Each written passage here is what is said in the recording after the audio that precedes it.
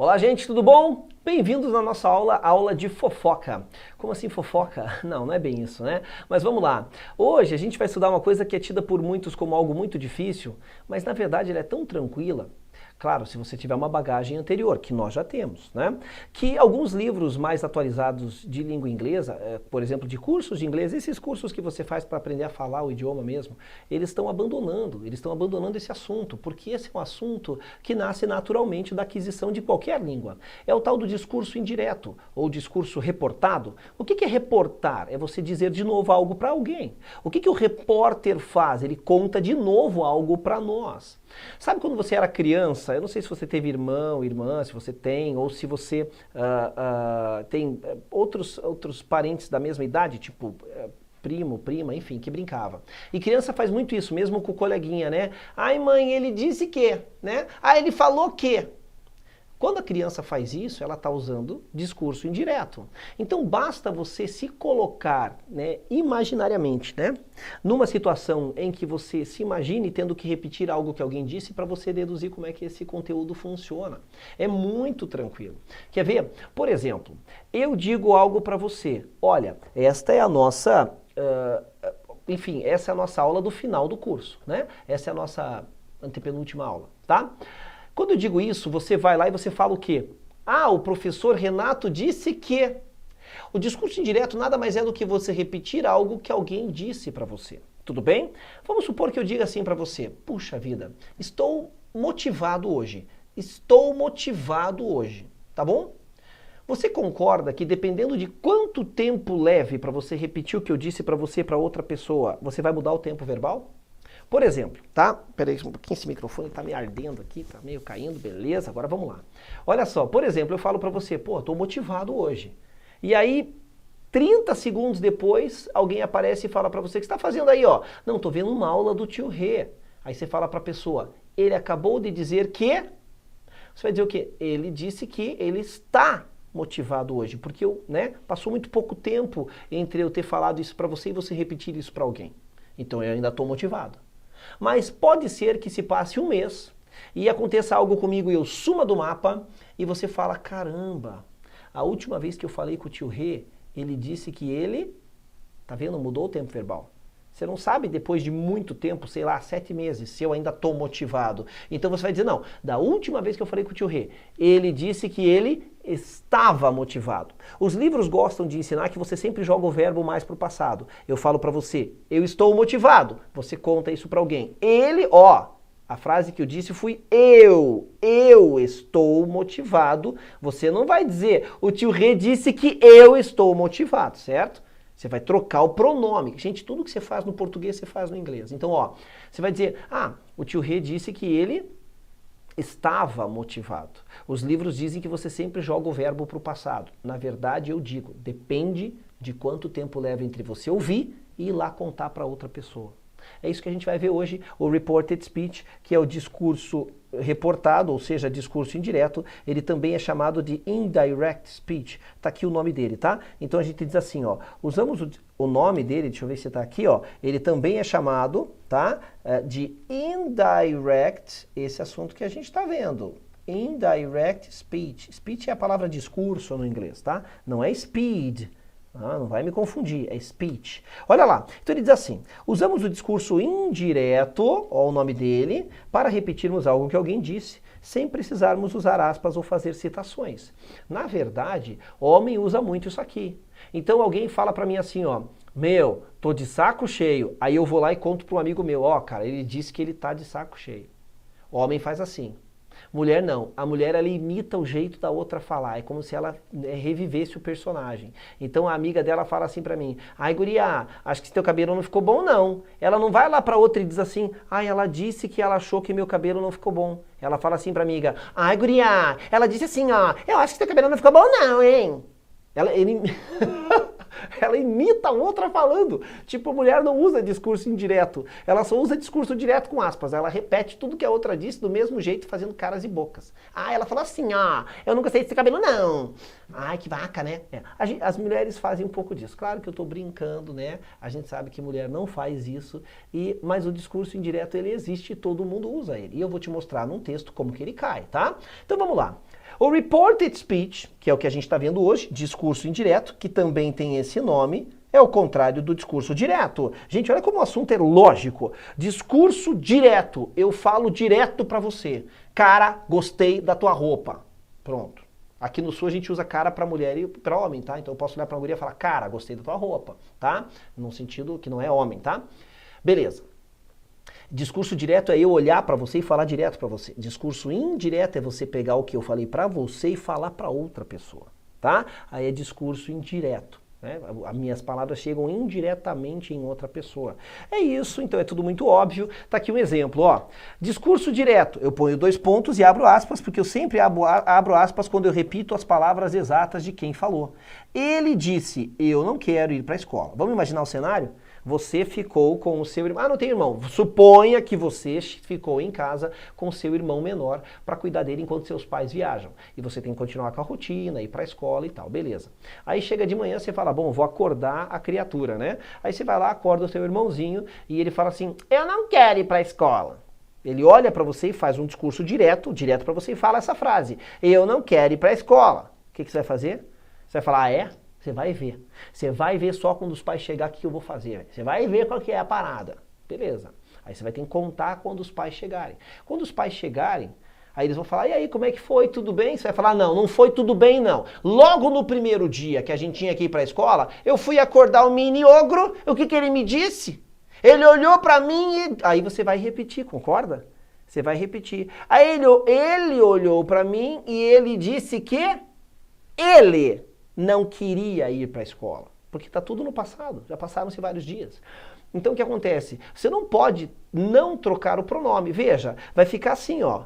Discurso indireto. Ele disse que ele não queria ir para a escola. O verbo ir mais para o passado, estava no presente, foi para o passado. Olha a estrutura verbal aqui, ó.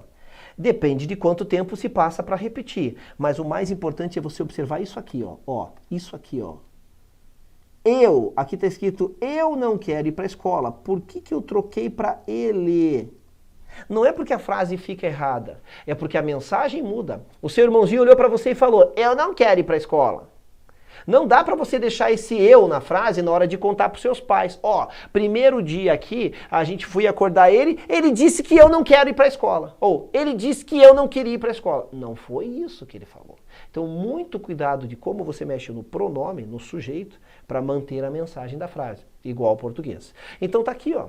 São 3 os verbos que normalmente, não são os únicos, eu uso para repetir algo que alguém disse. O verbo ask, que é pedir ou perguntar, o verbo tell e o verbo say, que ambos são o verbo dizer. Qual é a diferença? É que o verbo tell, você sempre menciona para quem foi dito. E o verbo say, você não menciona para quem foi dito. Como assim? Os exemplos deixam mais fáceis, vem comigo. Olha só, primeiro exemplo, tá? Dependendo da frase no discurso direto, aquela que a pessoa olha para você e fala exatamente a mesma coisa, tá? O discurso direto é falar diretamente. Nós vamos usar alguns desses verbos de maneira diferenciada. Por exemplo, olha aqui, ó. He said, the film is very good. Imagine esta cena. Imagine você ao cinema, com aquela pessoa que você tanto quer ir ao cinema, que não é para ver o filme, a gente sabe, né? Você vai ficar na última fila, beleza. E aí você tá ali, cara, né, pensando assim, putz, será que eu vou trazer essa pessoa numa roubada? Será que esse filme é bom? Você tá naquela fila ali esperando liberar a sala para você entrar. E nisso começa a sair o pessoal da sessão anterior. Começa a sair o pessoal e você ouve uma pessoa que ela não falou para você. Ela saiu ali sozinha, pensando alto, e ela fala, caraca, esse filme é muito bom. Ela falou alto, ela pensou alto. E aí o que acontece? Você vira para a tua companhia e fala assim, ó, você viu ali o que ele falou? Você viu o que ele falou? Pois bem, essa pessoa que saiu do cinema pensando alto e falou, nossa, esse filme é muito bom. Ela falou isso aqui, ó, o filme é muito bom. Ela falou para você? Não. Ela falou para alguém? Não, ela não falou para ninguém, ela só falou. Quando a pessoa fala algo, diz algo, e não é direcionado para alguém, o verbo que você usa para repetir o que ela disse é esse aqui, ó. Não vem seguido da pessoa para quem se fala. Você não sabe para quem foi falado. Então tá aqui, ó. Ó, ele disse, 2 pontos, abre aspas, o filme é muito bom. Ele disse que, é claro que eu vou usar esse cara no passado, porque a pessoa já falou. Ele disse que o filme era muito bom, ou, se for no mesmo instante, o filme é muito bom. Beleza? Então este carinha aqui, ó, é deste carinha que eu tô falando, que a gente usa quando não foi dito para quem. Para quem isso aqui foi direcionado. Mas às vezes, olha agora a diferença, olha a diferença. He said to us. Ele disse para nós. Porque, cara, esse said aqui, esse aqui é o mesmo, tá? Esse é o mesmo. Eu não estou falando dele, eu estou falando desses caras que vêm aqui na hora de você fazer o discurso indireto. Ó, ele disse para nós, estude para a prova.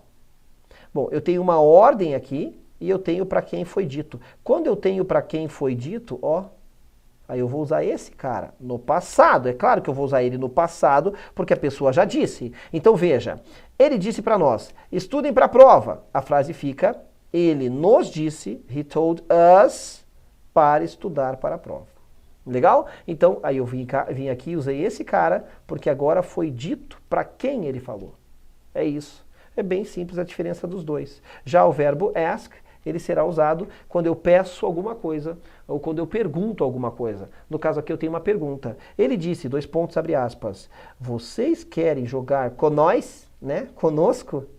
Então ele perguntou a nós se nós queríamos jogar com eles. Você está reparando como os pronomes trocam todos para eu manter o significado da frase? Ó, ele disse, dois pontos, abre aspas, vocês querem jogar conosco, é que não existe conosco no inglês, né? Então fica esse com nós aqui, tá? Mas traduzido é conosco. Ó, ele nos perguntou se, ó, o pronome, se nós queríamos jogar com eles. Tem que haver esse ajuste do pronome para a mensagem se manter a mesma. Beleza? Geralmente quando passamos uma frase do discurso direto para o discurso indireto, que é aquele que eu repito que alguém disse, colocamos o verbo no passado, mas geralmente não é sempre. A gente já viu desde o começo da aula que isso depende. Depende de quanto tempo leva para você repetir ou não. Então é absolutamente contextual isso, depende. E mais, olha aqui, ó. Se o verbo já estiver no passado, coloque mais no passado. E a gente já estudou o passado do passado. Vamos ver por exemplos que fica mais fácil? Olha só, ele disse, eu vi um fantasma. Que exemplo, né? She said, perdão, ela disse, eu vi um fantasma. Para quem não lembra, o verbo ver é o verbo see, que no passado fica só. Beleza. Mas daí como é que eu vou fazer essa frase? Bom, aí eu posso jogar esse verbo mais para o passado. Está aqui o past perfect que a gente já estudou. Então a frase vai ficar assim, ó. Vamos lá? Ela disse que ela tinha visto um fantasma. Ó, o mais importante, eu já estou destacando aqui, é você ajustar o pronome para preservar a mensagem da frase, tá bom? Quando ela olhou para você, ela falou assim, ó, eu vi um fantasma. Então ela olha e fala eu. Aí você vai repetir para alguém, você não pode falar eu vi. Você vai falar ela disse que ela viu um fantasma. Então, exercitando essa capacidade que o ser humano tem, que não são todos os animais que têm não, de se colocar em situações, fica fácil de você resolver isso, tá? Aqui, dependendo do que se quer dizer, não passamos o verbo para o passado, realmente depende do que você quer dizer e depende de quanto tempo se passou. Aqui no caso depende do que você quer dizer. Quer ver, ó? Ela disse, she said, I go to the beach every weekend. Ela disse, eu vou à praia todo final de semana. Peraí, se ela vai à praia todo final de semana, pode ser que ela continue indo. Então eu não vou dizer ela ia, eu vou dizer ela disse que ela vai. É isso. Então, ó, ela disse que ela vai à praia todo final de semana. E aqui eu tenho o verbo no presente, que continua no presente. Por que que mudou? Porque eu fiz o ajuste do pronome e a gente já está cansado de saber que com he, she, it, no presente, tem a regra do S. Legal? Bom, cuidado com os pronomes, eles mudam para que a frase faça sentido. Passei a aula inteira falando disso. Você já nota aqui, os pronomes sempre mudam. Passei a aula inteira falando disso. Vamos ver a frase? John said to me, I talk to the president every day. O John disse para mim, eu falo com o presidente todos os dias. Pô, então pode ser que ele ainda trabalhe com o presidente. E pode ser que ele ainda fale com o presidente. Então, primeira coisa, o John olhou para mim e falou assim, Renato, olha aqui, I talk to the president every day. Não sou o Renato que fala com o presidente, é o John. Então, quando eu vou repetir as frases do John para alguém, eu digo assim, o John me disse que... Quem fala com o presidente? Que ele fala com o presidente. Eu tenho que mudar o pronome. Então, veja, o John me disse que ele fala com o presidente todos os dias. Ou eu posso fazer o quê? Eu posso deixar o verbo no passado. Claro que eu posso mexer nesse verbo aqui. Ele me disse que ele falava com o presidente todos os dias. Aí realmente depende de quanto tempo se passou, se ele ainda fala ou não, essas coisas. E como é que isso cai no texto? Assim, ó, a gente não vai fazer questão não. Eu só quero resolver um texto, ler, te mostrar que esse texto tem muito discurso indireto. Muito discurso indireto e direto também. E a gente aproveita para enriquecer um pouco de vocabulário, tá bom? Leia comigo então. Burglars love the afternoon. Os ladrões adoram a tarde. A tarde, o período da tarde. Eles adoram, esse texto vai dizer que os ladrões preferem roubar as casas de tarde, não de noite. Leia comigo. Most house burglaries happen between 2 p.m. and 6 p.m., say the police. Inspector Ian Saunders told our newspaper that the number of house burglaries has gone up by more than 30% compared with last year. He also said that 67% of burglaries happen when people have gone out and left the door or window open. Olha aqui, ó, discurso indireto. Ele também disse que é discurso indireto. He went on to report, discurso indireto. But he said, discurso indireto. Olha que loucura, esse texto quase inteiro é assim. He went on to report that nighttime burglaries are unusual because families are usually at home at that time. But he said that winter afternoons are the best time for burglars because it is dark and they can't be seen easily. Also, many houses are empty at that time. Inspector Ian Saunders said that it is a good idea to leave lights on in living rooms and bedrooms to keep burglars away. He also asked neighbors to watch the other houses in the street when the people are away. They should call the police if they see anything strange. Abre aspas, agora é discurso direto. We will also tell you how to make your house safe, Inspector Ian said. This kind of help costs nothing. Ou seja, tudo que está marcado de amarelo é discurso indireto, com as aspas aqui representando o discurso direto, quase o texto inteiro. Aí dizem que não cai. Olha só que loucura, ó. A maior parte dos roubos de casa, most house burglaries, então a maior parte dos roubos de casas acontece entre 2 da tarde e 6 da tarde, disse a polícia.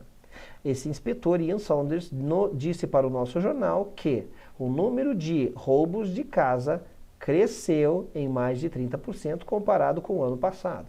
Ele também disse que 67% dos roubos acontecem quando as pessoas saíram e deixaram uma porta ou janela aberta. Ele continuou a relatar que roubos noturnos são incomuns porque as famílias estão geralmente em casa naquela hora. Mas ele disse que tardes de inverno são a melhor época para roubar para os ladrões porque é escuro e eles não podem ser vistos facilmente. Também, muitas casas estão vazias naquela hora. É que, na verdade, dependendo do país, não é aqui assim no Brasil, mas na Inglaterra, por exemplo, no inverno começa a escurecer 4 da tarde. Escurecer mesmo, de ficar à noite. 4h30 tem poste com a luz acesa já. 5 horas da tarde é igual noite aqui, breu total. Então, dependendo da posição de você estar no globo, você experimenta uma sensação diferente de dias mais curtos ou longos com relação às estações do ano. Você já estudou isso e tem a ver com solstício e equinócio, aí o professor de geografia dá conta do recado. Então, o que acontece? Eu experimentei isso lá. 4 da tarde você fala, meu, escuro. 6 da tarde as pessoas estão em casa jantando. Jantando, tanto que existe uma outra refeição chamada supper, que é às 9 da noite, 8, 9 da noite, a pessoa come mais alguma coisa antes de dormir, porque ela volta a ter fome. Tá?